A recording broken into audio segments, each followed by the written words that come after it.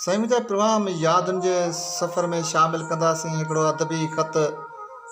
हीउ ख़त असांखे ॾियारे मोकिलियो आहे नईटी जे ख़ूबसूरत नसर नवीस हसन शर।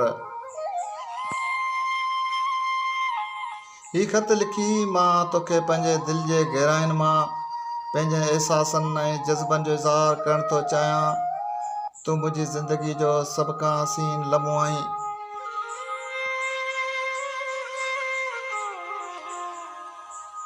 जिन सां मुंहिंजी ज़िंदगीअ में ख़ुशियुनि ऐं मुहबतुनि जो रंग भरिजी वियो हो। तुंहिंजे विछोड़े खां पोइ मुंहिंजी दिलि में उदासी ऐं वीरानगी छांइजी वई आहे। तूं जॾहिं मुंहिंजी ज़िंदगीअ में हुई त हर पल हिकु ख़ुशबू जियां महसूसु थींदो हो। तुंहिंजी मौजूदगीअ सां हर शइ हसीन ऐं रोशन लॻंदी हुई। तुंहिंजे अखियुनि जे जादू ऐं मुस्कुराहट सां मुंहिंजी दिलि में ख़ुशियूं भरिजी वेंदियूं हुयूं। हाणे तुंहिंजे बग़ैर हर ॾींहुं उदास ऐं राति ऊंदाही लॻे थी। तुंहिंजे विछोड़े जो दर्द मुंहिंजी दिलि में हिकु अहिड़ो गहरो घाव आहे जेको हर पल मूंखे तकलीफ़ ॾिए थो। तुंहिंजी यादि में हर पल सड़ंदो रहंदो आहियां। मां हर लम्हो तुंहिंजे बग़ैर अधूरो महसूसु करियां थो।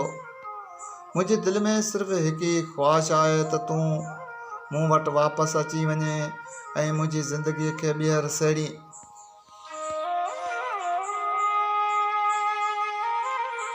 ज़िंदगी जे हर पल में तूं मुंहिंजे ख़्यालनि में रहंदी आहीं। तुंहिंजे बग़ैर मूंखे का बि ख़ुशी मुकमल न आहे लॻंदी। तुंहिंजी यादि मुंहिंजी दिलि में हिकु अहिड़ी रोशनी आहे जेका हर वक़्तु मुंहिंजी ज़िंदगी में रहंदी आहे। मां चाहियां थो त तूं ॿीहर मुंहिंजी ज़िंदगी में अची वञे जीअं मां पंहिंजी ज़िंदगीअ खे मुकमल ऐं ख़ुशहाल महसूसु करे सघां। तूं मुंहिंजी ज़िंदगी जो हिकु अहम हिसो आहीं ऐं तुंहिंजे बग़ैर मुंहिंजी ज़िंदगी अधूरी आहे। मां तोसां पंहिंजो समूरो दर्द वंडणु थो चाहियां जीअं तूं मुंहिंजी दिलि जे आवाज़ खे ॿुधी सघें।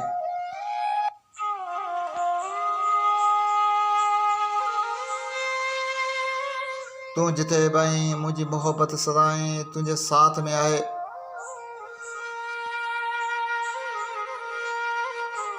उमेद थो कयां त तूं मुंहिंजे अहसासनि खे सम्झंदी ऐं मूंखे पंहिंजी ज़िंदगीअ में ॿीहर शामिलु कंदी।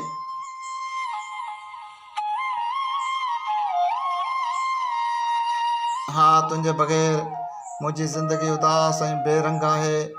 मां तुंहिंजो इंतज़ारु कंदे हर पल तुंहिंजी यादि में गुज़ारियां थो। हा, तुंहिंजो इंतज़ारु कंदे तुंहिंजो हसन शर।